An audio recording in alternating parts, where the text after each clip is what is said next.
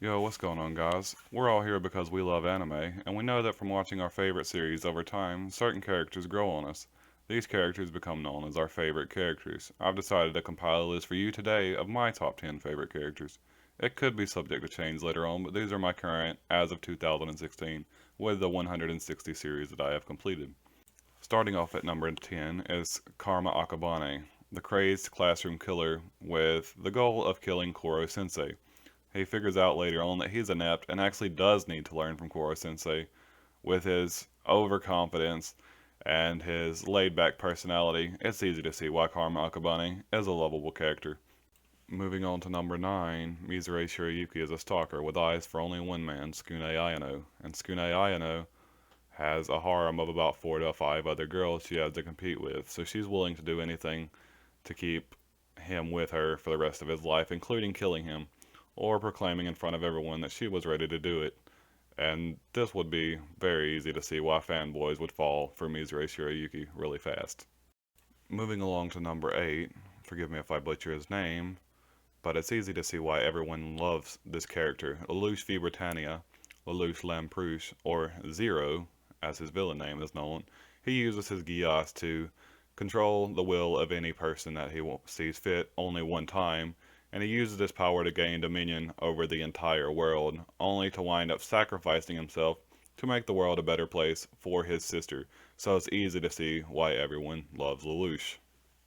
Now at number 7 we have LA, who uses metal strings connected to two key rings in order to fight to defend his one true love, Ellis, even though she's hanging around with someone who has a very high bounty and later on gains a bounty of her own. Ellis and LA are of the 5 people in the world who were made with false DNA, so it's easy to see why LA is really attracted to Ellis and why LA is one of my more favorite characters.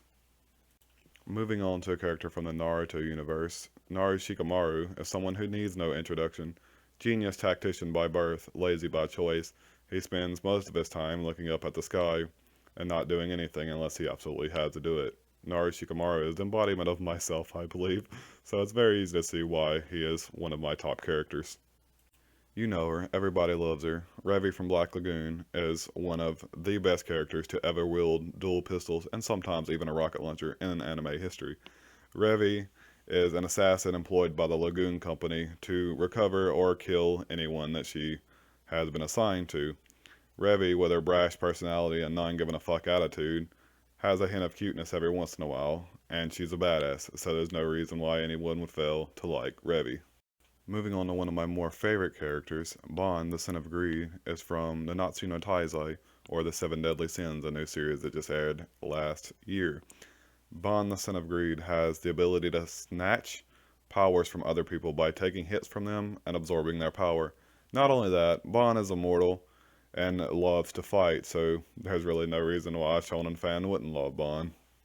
Moving on to number 3, we have a character almost as well known as Goku. L is a genius detective tasked with determining Kira's true identity. Kira has the ability to write someone's name into a notebook, and as long as he pictures their face, murder them in whatever way he wishes from a distance.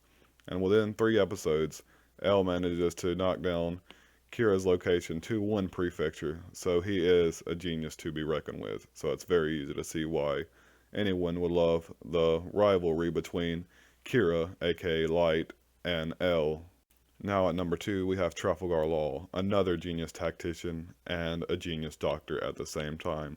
With his ability, the Op fruit, or the Ope Ope no Mi, he has the ability to operate on any person with them cut in half or cut in any way he wants without them losing blood and still being alive. Now, Trafalgar Law has entered an alliance with the Straw Hat Pirates and is one of the strongest supernova, so it's really easy to see why Trafalgar Law is a very lovable character. Moving on to honorable mentions, we have Italy, the comedic relief of the Italia series. With his ability to annoy Germany, his steadfast readiness to surrender, and his love for pasta, it's very easy to see why everyone loves Italy. Another honorable mention, you just can't forget this character. Hazama or Blackjack is the main character of one of the longest running shonen manga series of all time, Blackjack. He is an underground doctor who operates without a license in order to save lives, simply because he doesn't like the medical system that is currently out there now, because they value advancement much more than they value helping people. so it's easy to see why everyone loves Hazama. One of the last honorable mentions I have is great teacher Ikichi Onizuka, 22-year-old virgin who wants to go to high school to be a teacher to hit on young girls. But when he first enters the school, he gets a bad class that wants to get him fired and frames him for almost trying to sleep with a teenage girl. And he teaches them a lesson using his gang that he used to be a part of. He was the most notorious gangster of all time before he became a teacher. And now he's doing everything he can to teach the students the right way to behave. So it's extremely easy to understand why people would love the great teacher Ikichi Onizuka. With my last honorable mention, I can't help but to mention Vegeta, the Prince of All Saiyans, with his clever timing of adding that he is the Prince of All Saiyans, his insatiable power gain, and his inability to reach Goku, and his comedical derogatory speech towards Bulma. Everybody loves Vegeta. Number 1, Killua Zoldyck. Born of a family of assassins, torture means nothing to this kid. You really don't want to get on his bad side. Not only can he absorb electricity and push it out in whatever way he sees fit, he carries around two 50-kilogram yo-yos and can turn his hands into basically razor blades. As you can tell by the two heads decapitated behind him, you don't want to get on his bad side, so it's easy to see why everyone would love this badass of a kid.